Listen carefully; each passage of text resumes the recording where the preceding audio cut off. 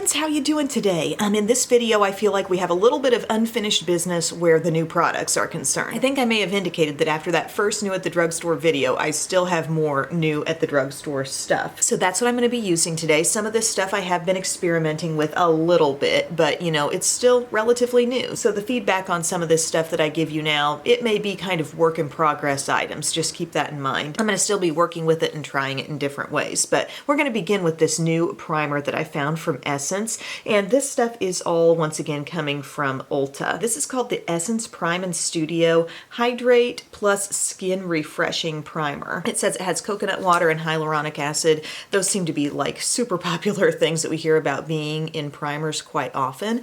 So I'm going to use like a small pearl-sized amount of this and just work it in all over the skin. It feels incredibly nourishing. To me, it's feeling like a second layer of moisturizer, honestly, but with a little bit more of a skin smoothing benefit, because as I work my hands over the skin and as that must be, you know, drying just a little bit on my skin, I feel a little more smoothness. It's a really nice feel. This reminds me of maybe some different hydrating or smoothing primers that I've tried from CoverGirl. Also, one that I've used recently from Laura Mercier is kind of standing out there. Maybe a good thing for those struggling with dry skin this time of year. Now we've got a new foundation here from Catrice. I was wearing this in my declutter video last week, and I had a lot of comments for that short period of time when I was popped up on the screen. A lot of comments about the skin, and this was the foundation I was using there, the True Skin Hydrating Foundation, Hyaluronic Acid, and Long Wear. We know Catrice knows how to do foundations, right? Because I love that HD liquid coverage. My normal to dry skin likes that, but I think combo to oily skin would really like that stuff. Here now, like I said, we have a hydrating foundation, and I have it in the shade Cool Cashmere. And we do have a pump. I'm going to pump some out. I'm going to shake it up first. Ugh. It just dripped on my black leggings. It kind of looked like it dripped down the pump, like after I first used this, and now it just kind of like gives you that extra residual drip. It did pump out seeming like, you know, a pretty normal consistency, I would say, for a liquid foundation, but we're seeing a shade here that is light for me, okay? We're gonna get through this whole blending phase and everything's gonna kind of look a little more normal, but I feel like I could go down a shade or two.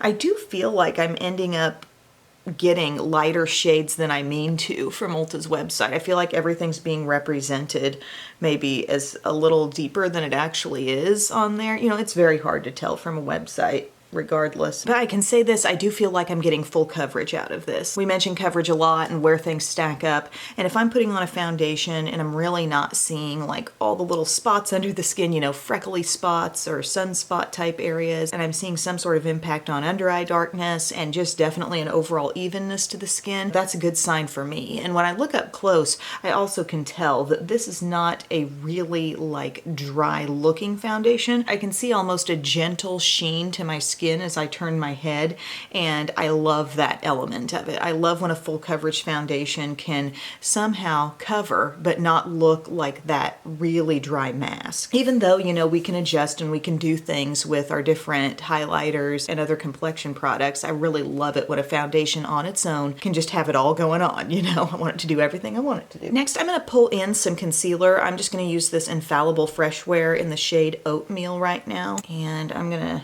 dab a little bit of that on the under eye. I felt like the last time I used this in a video, I went a little too far with it, I believe, if I'm remembering correctly. So we're going to try to keep it light and then just blend it in. This is, again, not a new product, just something I'm pulling in to supplement here for this video. The newest concealer that I got, which you saw in my last new at the drugstore, was that Wet n Wild Incognito. Thing is, that one happens to be borderline dark on me. It can work. I mean, it's more of a skin tone match, I would say, an exact match. So if you're working with a too light foundation, it may not be the best partner. Now I'm feeling like that coverage is just a 100% sure thing, you know, with just that little bit of concealer that I added. This is one of my newer things. You saw this in the last new at the drugstore, the Simply Ageless Instant Wrinkle Blurring Powder. I'm going to try to just use a very small amount of this because I've learned before that a lot wants to kind of adhere to your makeup brush when you go in. So just getting a little bit to gently set this area.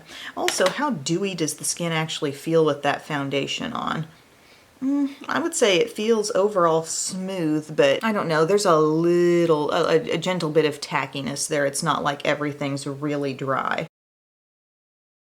Now I do need a little bronzer, so I'm going to go to my Ulta Beauty Baked Sculpt and Glow. This is my new shade of this called Santorini Sun. You may have gotten a little sneak peek of this in my Ulta free gift video, but I'm just going to use the bronzer side right now because I got a couple other things to work in blush and highlight wise. But as I've said before, I do get kind of an hourglass vibe from the bronzers that are in these compacts because they do have that swirled appearance, but also that results in, you know, a little bit of glow. And they do the job, but they're not super dark, and that just kind of makes them feel very approachable and easy. But just a pretty finish on the skin, you know, for a light bronzer type feel. We're not going for, you know, crazy chiseled here, but a little contour. I can't tell if I hear the owl or not today. Am I just hearing owls in my head now? Am I just trying to manufacture owl sounds? Oh, you guys, I've got to tell you. I got to take a break here. The dream I had, not last night, but the night before, a dog dream. Okay, now I like dogs. I like all animals. My parents have a dog, but I'm not sitting around like thinking about dogs all the time. I have not been really thinking about getting a dog as a pet. It's just not a thought that's first and foremost in my mind, you know, dogs. But I had this dream where I was in a house. I was in actually my grandparents' old house, and there was this dog, this light colored either yellow lab or golden retriever type of dog, like just a, you know, a good sized dog, an adult dog. And the dog just kind of kept coming up to me and like nuzzling up against my hand, not like in an excited like yippee kind of way, and not like licking me or anything, but just kept like working its head up against me, like coming up to me and just like wanting me to be there with him. And again, practically without even my trying, just getting up under my hand. And it was just like the sweetest thing. And it was the most vivid, clear dream, you know, that I've had in a while. And I just thought, oh, that's really sweet. And I posted about it on Twitter in the morning because I just like, I couldn't get this out of my head. I really haven't gotten it out of my head for like the whole day, and now here I am talking about it again. But a lot of people's instinct was, you know, that's your sign you need to get a dog. And, you know, maybe it is, who knows? But also, if you do some dream analysis on this, like you can do dream analysis, you can Google anything like dreams about, you know, kind dogs or something, and it means really good things. It's really good to have dogs in your dream, particularly dogs that are, you know, sweet and affectionate. It's a sign of good things in your life and trust and loyalty and all this. And I just thought, you know, that makes me feel good. Thank you. Dog dreams. I love it. Okay, I've got this from Milani. They've got the new cream blushes out. Okay, so let's give it a try. I got the shade Nude Kiss, and my gosh, is that nude or what? No, it looks super rosy to me. And it feels really thin. Like you graze your finger on it. Look, lots of color, but real thin. This is my, I guess, first time actually putting this on my cheeks. I felt it before, but now we're gonna work it in. See if we see a nude thing happening here. Like, to me it seems pretty rosy. Obviously it's shearing out. I'm just kind of doing this pressing action. To me it doesn't seem like it's going cream to powder really. It just keeps getting thinner and thinner. So it comes off the pan feeling thin, and you really maintain that feel as you blend. Kind of makes you wonder what you'd get if you got any other kind of shade of this that wasn't the Nude Kiss, you know? It looks pretty. It really does shear out a ton, though. I feel like I've put a good amount on, and I'm still kind of, I don't know. You guys know I like some blush. This is all I'm adding here, this last bit. Until we get to the end of the video when I must put on more. The nice thing when you put on cream blushes is you feel like, gosh, I'm not contributing to any excessive powdery texture on the skin, you know, because it's creamy. There's no shimmer in this. We're talking pure color here. However, in the places where I've incessantly been patting over the skin, I can see that the foundation is sheared out a little bit. So I may look to a little different method of putting this on, maybe some sort of a stippling brush, a lighter brush that could allow for less pressure and less feeling of contact with the skin as I put it on. So that might be what I do going forward there. It's not a big deal. It's not a real, you know, problem looking at my skin like, oh, it looks uneven there. But I can tell that where I've been patting, the foundation has worked away slightly. Now we have another new Catrice thing, and this is the More Than Glow highlighter in Supreme Rose Beam. And this one seems incredibly intense, guys. Like, metallic as all get out. I don't know. A little scared. Gonna use this Sigma Soft Blend 40 brush. Okay, that's not too bad. Tried not to get too much, but it really does have some shine capability. When you see a highlight like that and you know that it can be so strong, that's when the user really has to step back and say, okay, this is on me now. It's about how much I pick up on the brush, how well I blend it in. Really glowy. I'm just going to use whatever might be left on my brush here to sort of hit the temples. Maybe we'll come right here to the Cupid's bow. I mean, it just has so much power behind it. I feel like, though, look up really close at what's happening here. Am I crazy, or am I chipping away at something underneath? Like, is there an overspray? No, there's not. I actually got some off with my fingernail. It's just... yeah, weird. As your brush wears away at this product a little bit, it can leave some little like chibbles in the texture that make you think maybe you're working off an overspray, but I've gone in a little bit and it's not. Emily's greatest fear with a product is she getting an overspray. Well, it's like running into a fake person in your life. Like they act one way and then they're really not that way at all. That's what overspray is in makeup land. Just decided to bust out the Quick Brow and the eye primer. Just get that out of the way so we could move on to this new eyeshadow. So Wet n Wild has, it looks like, yet a new format for the way they're doing eyeshadow. They have some smaller 5-pan palettes, and then we also have these 10-color palettes. So I just grabbed kind of one of each. I got Walking on Eggshells. So think about that. Did it not begin as a trio? Then it went to a quad. And now we've got 5 shades in here. I feel like I'm doing kindergarten math here. You keep adding 1. It's a messy day around here. Remember Ulta, I mentioned like they need to ship things more safely. Like I've got a big chunk out of one of these shades and it keeps chipping. But this is the Walking on Eggshells now. Now, do I feel like this is technically a little more complete palette than what Walking on Eggshells used to be? Yeah, because you got a deep matte brown in here. That being said, it's kind of like, is nothing sacred? Can we just, you know, keep one thing the same? But whatever. I'm going along with the way they're doing it now, and these seem like soft and pigmented and nice shades. I don't want to go getting super critical because this is a 5-color palette and it's more versatile than it used to be. It's just funny how they keep putting that name on things. Okay, this one though is called Heart and Soul. Let me show you. We're looking at a palette with some really bold, like reddish and pinky shades. We've got peachy colors. We're looking at 6 mattes. We got 3 right here and 3 right here. And then the rest, boom, boom, boom, boom, are shimmers, 4 of those. So I was playing with this palette yesterday and I thought, let's, you know, bust it out again today and see what happens. I think I will begin with this kind of peachy color. So boom, you put your brush in, lots of powder. Seems to want to kick up. Hello, hair. But we're seeing a lot of orangey intensity, that's for sure. Try to work that up a little bit more. And the other day I used the shade that's up above it, more that pinky shade, and I like that. It worked maybe a little more logically with some of the dark berries. Now I'll see how they work in with this orange. Would this palette not have been perfect with Michelle Obama's inauguration outfit? She was berry head to toe. Going down to this deepest burgundy shade. The one up here seems maybe a little lighter and a tinge warmer. That matte is patting on beautifully with my flat brush. Does anybody remember back when Wet n Wild really turned the tide with drugstore eyeshadows? When everything got really good?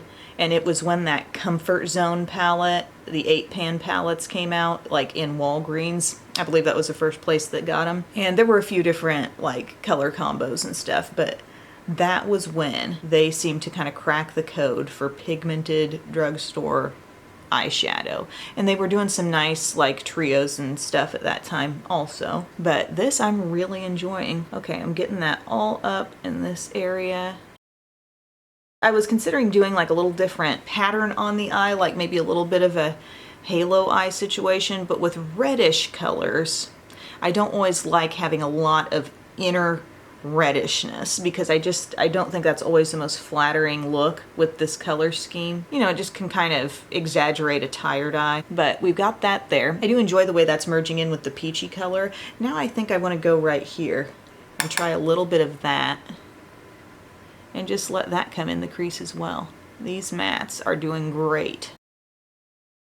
See that? Everything is just merging beautifully. All right, so how about the shimmers? How are those gonna work? This one I used yesterday and I loved it. I thought it went on really nicely. Let's try the one down below here. See how that works out for us. That's pretty. It's got like a peachy golden thing happening. Worried maybe that's gonna be flaky, but no. It's kind of going on like a shimmer should.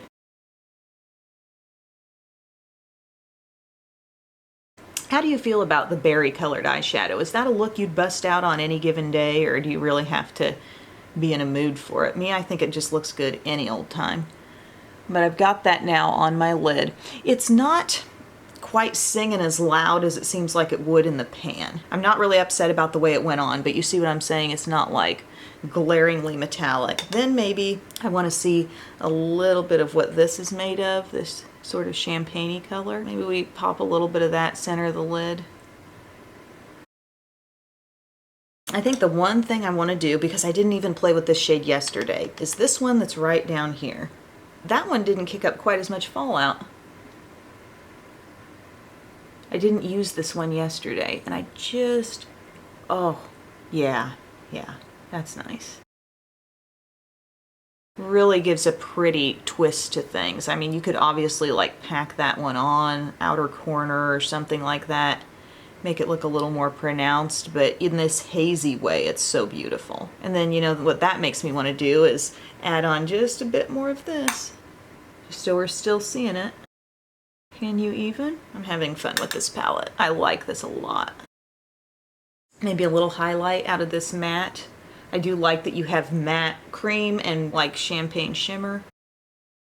Warm as can be, but I'm thinking about, with this look, maybe just doing ABH brow pencil in the lower inner rim here. By brow pencil, I mean the Duo Brow Highlight. Let the eye open up. And then I'm going to line across the top with just some black liquid liner. Want a nice clean line. And then I'm going to focus on, you know, just the lashes, giving me a nice lifted open look. I'm not going to encircle the eye with shadow today.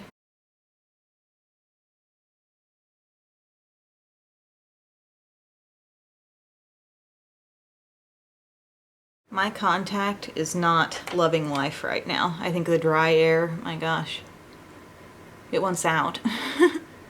I'm just doing superhero right now because I don't feel like playing with something unfamiliar. And I didn't have any other new mascaras past that CoverGirl one that you saw me use recently.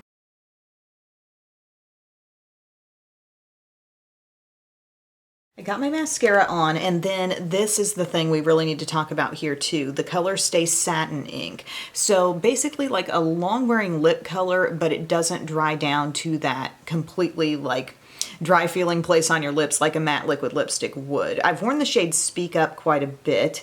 Now I'm going to use the one called Silky Sienna. So this, in comparison, as you can see, it's a little more red. Let's pop this on. It's going on feeling like any liquid lipstick would.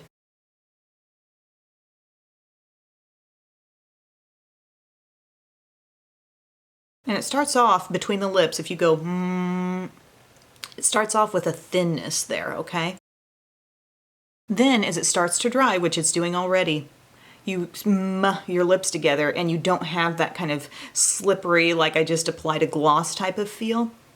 It's more like setting in place. And can it transfer off at this stage? Yes, it definitely can. I'm gonna really be paying attention to how well and how evenly this wears on my lips today. I wanna keep track of the wear down. I wanna just watch everything because I haven't really done the best job of that lately. But what I can say is you put it on, it has the look of a cream right now across the lips. You know, it does not look fully matte. You look pretty much like you've just applied a cream lipstick. And you press your lips together though, and you never lose that sense of, there is something with moisture on my lips. Now after being on there a couple minutes, let's see what happens on my white cup here.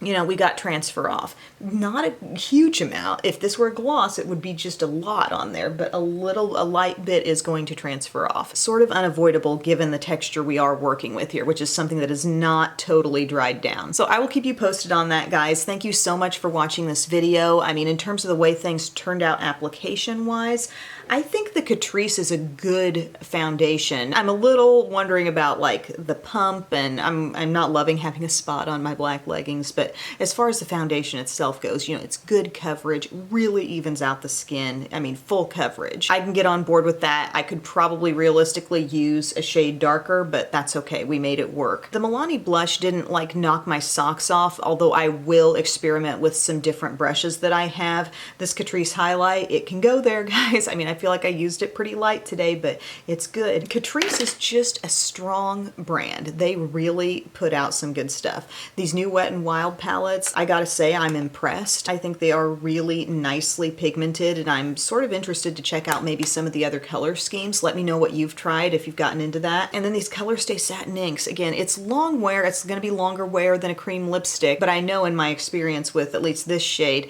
it doesn't outlast like a matte liquid lip, but it's clinging on there a little harder, okay, than a standard lipstick would. Anyway, guys, thank you so much for your time today. I hope you enjoyed this video, and I will see you soon. Bye. We're going to do a little staying power check-in here on the makeup. Overall, the face makeup I think looks pretty good. I don't feel like it looks too worn. It looks maybe a little more radiant than it did earlier in the day, though I don't feel oily.